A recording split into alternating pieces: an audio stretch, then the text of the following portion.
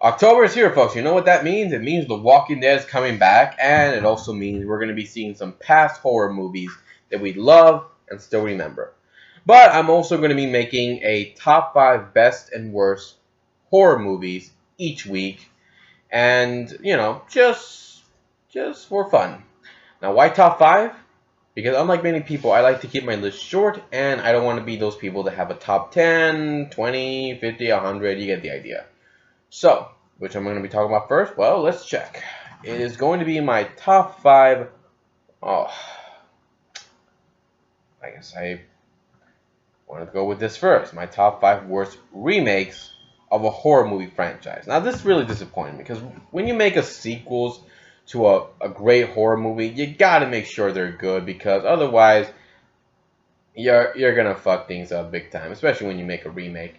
Number 5 is Psycho. Now, this movie was made in 1960, and 38 years later, it was made into a remake in 1998, involving Vince Vaughn as our serial killer with a split personality. Now, there was nothing wrong with the original. I liked the movie that Hitchcock made.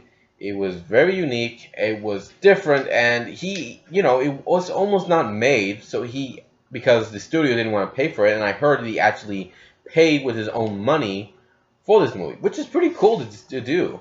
And I like how it went. The remake could have been done a little better. I mean, the Psycho movie, they did have sequels, and it was kind of a franchise, and they even made a TV series of this. But the remake of this was not good. I mean, Vince Vaughn playing as the serial killer, not a good role for him. I think he should stick with comedy because that's what he's good at. The same thing with Jim Carrey. When they try to play serious roles like this, it's hard to take them seriously because we remember them in funny movies. But for Vince Vaughn, the good thing was that he was still young and he was still starting off in his career. So he's done well in other movies so far, and the remake for this was not good. It was not the worst, but it definitely did not help the Psycho franchise at all. Number 4, which one is next? Ah, yes, The Nightmare on Elm Street. This is definitely one of my favorite movies. The original one, which was made in 1984, that Wes Craven made. And it was the movie that helped Robert Englund and helped even young stars get an opportunity. One of them, Johnny Depp. Now, this was a pretty good movie, especially how it was unique. A serial killer killing teenagers in their dreams, and the adults can't do anything about it because they think the kids are crazy or think they committed suicide. Even though it makes no sense that when one of the kids is pulled down through his own bed and blood just gushes out of the hole up to the wall. That was actually pretty cool. That was so unique. I have never seen any death like that before. It's definitely one of my favorites in any horror movie, and it was just awesome. Especially Robert Englund when he played Freddy. He was awesome as that role. But when they made the remake in 2010, it was bad. I'm not kidding. This Freddy did not look cool as the original Freddy. This guy did not have that laugh that Freddy used in the original Nightmare on Elm Street movies. And he didn't even look scary. I mean, I know he's supposed to look like a burned victim, or at least just look burned, but the guy just didn't look scary. In fact, he didn't even look good. It wasn't a scary appearance. It didn't look cool.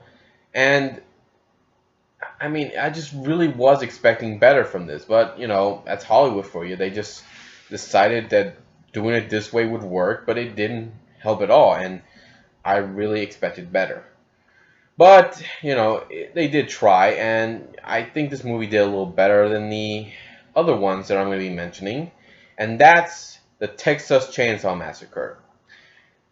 1974, it was made, and it did pretty well. I mean, a movie about a crazy maniac with a chainsaw, with a family of cannibals, and the Leatherface killing people, taking their skin and putting on his face. That is creepy.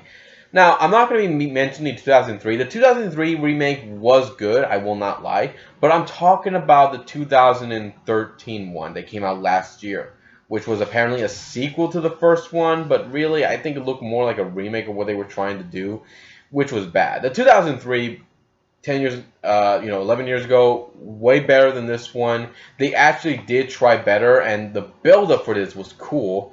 This one, not even close. I mean, this Leatherface looks so bad. He didn't look cool at all. And the deaths were just bad too. And how, they made the town folks look like, like the bad guys. Even though this family was the bad guy. They killed people.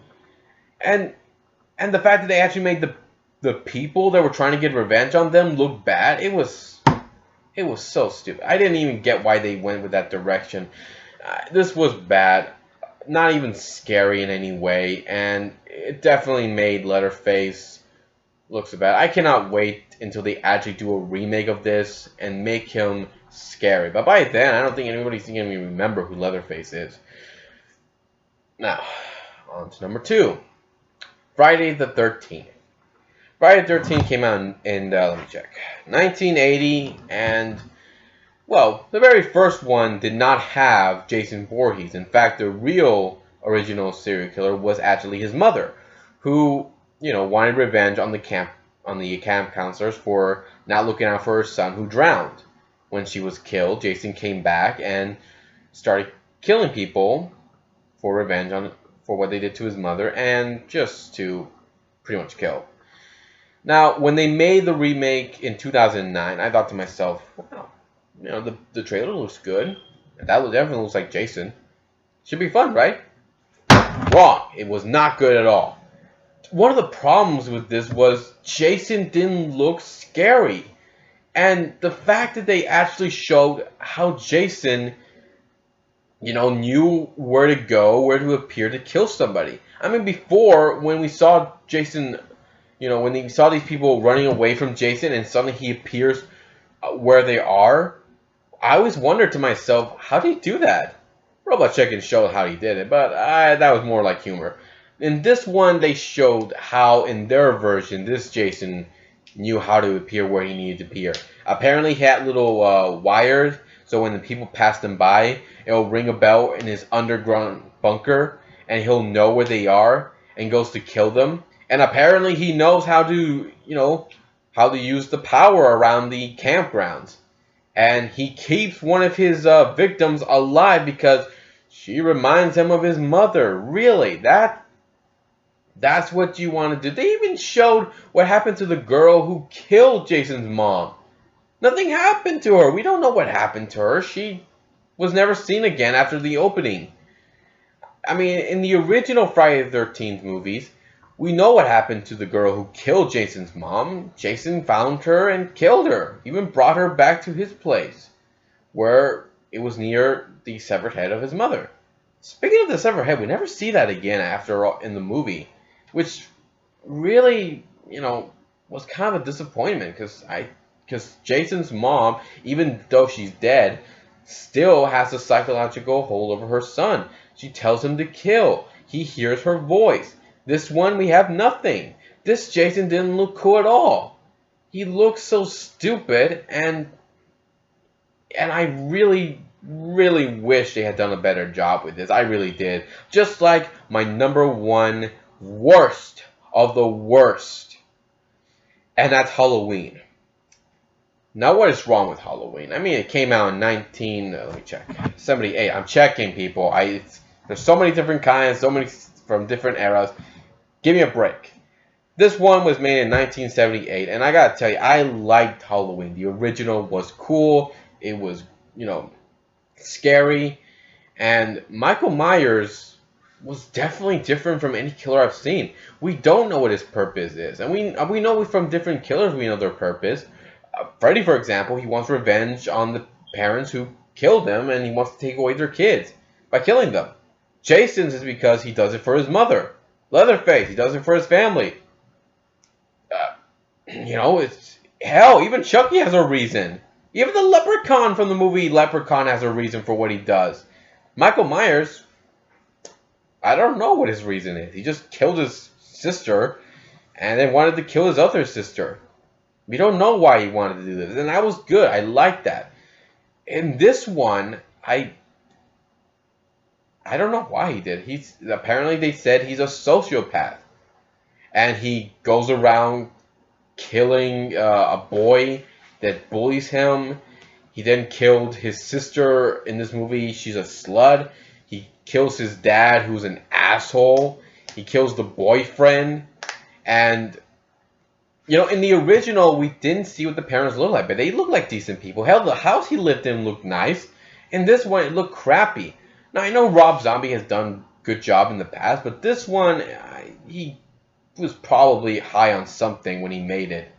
It was not scary at all. It just had too much gore, too much sexual content, and it just had too much Michael Myers not being Michael Myers. It was a big disappointment. I really had hoped the sequel was done better, but no. No, the sequel. That is worse, people. The sequel is the worst of them all.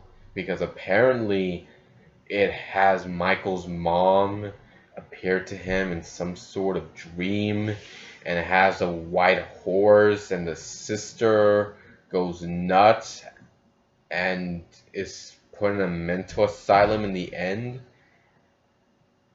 Honestly, I was no loss for that. So that's it.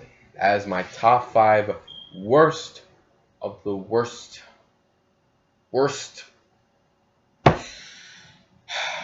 Top 5 worst movies that had a franchise and had a remake that was just... Ugh. But we're not done, folks. No, we're not done. We're still got a few more weeks to go, and that means more videos to upload. And next one is going to be my top 5 best. So that should be good, right?